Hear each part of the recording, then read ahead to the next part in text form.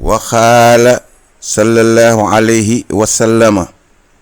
yonent bi yal na ko yàlla dolli teraanga ak jàmm nee na ayuma muslimin saa soo xamee ne ab jullit kasaa musliman wodd na ab jullit maanaam may na ko yére mbaa mu sarax ko ay yére sawban yére yu man di doon moom mi ko saraxe kaana fi xifsillaahi dina nekk ci kaaraangeek sunu boroom maa baqiyat minhu fekk ma ngay des ca yére yooya rux atan ab morso ba gën a ndaw morso su tuuti buy xar di xar doon leen te ne fukki at la yére yooyu xar ba mu des morso bu ndaw ndaax su ndaw des ca teewul nit kooku diggante boobu yépp day nekk ci kaaraangeek sunu boroom moom mi saraxewoon yére yi waxaala yonent bi nee na sadaxatu sarax fii sirri ci lu nëbbu kenn gisu ko tut fiixu day fay xadabara bi meram sunu boroom wa sadaxati sarax fil alaaniyati ci lu feeñ ba ñépp yëg ko tasxibu dana dàq an saahibiha dana dàqal ka saraxe sarax ba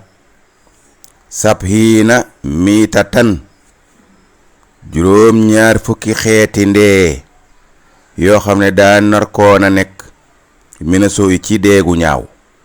juróom-ñaar fukki xeeti ndee yu narkoon a ñaaw ki saraxe ba ñépp xam ko sarax ba dana ko dàqal loola sunu borom moo ko cay musal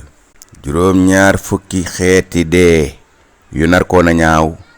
ki saraxe te ñépp yëg sarax ba sunu borom dina ko dàqal loole allahu akbar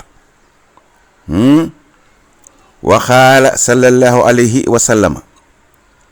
yonent bi alayhi salaatu wa salaam wax na ne baakiroo saa su ngeen xëyee na ngeen gaawantu bi sadaxati saraxe dara ndax fa inal balaa naka balaaya laa yataxattaa sadaxata duñu mën a jéggi sarax di yegsi fa yéen kon boo xëyee saraxe bu balaa wàccee du mën a jéggi sarax ba nu mu jaar rek sarax bi kar ko rek daal di koy wëlbati ko jëlax ko feneen waaye du ñëw ci yow mi saraxe waxaala alayhi salaamu yonent bi alayhi salaatu salaam wax na ne dawoo na ngeen faj mardaakum seeni tawat ak seen tawati njaboot bi sadaxati ci saraxe ngeen saraxe yéena ci yàlla fajal leen seeni tawat ak seen tawati njaboot sunu borom dana leen ko nangul mu dellu wax moom yonent bi ne wa ahidoo albalaa bi du'aa yi di leen wëlbati balaaya di leen dàq di leen jalax ñuy dem ci di ñaan seen borom yàlla may leen jàmm su ngeen di ñaan seen borom jàmm yàlla di leen dàqal ay balaa waxaala alayhi salaatu wasalaam yonent bi alayhi salaatu wasalaam wax na ne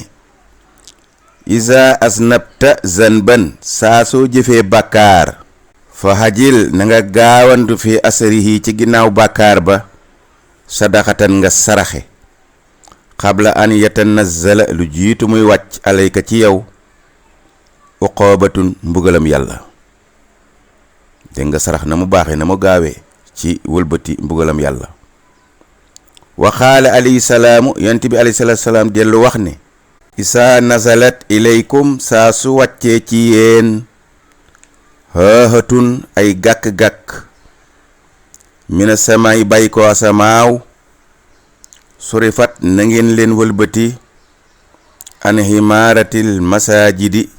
ci di dundal jàkka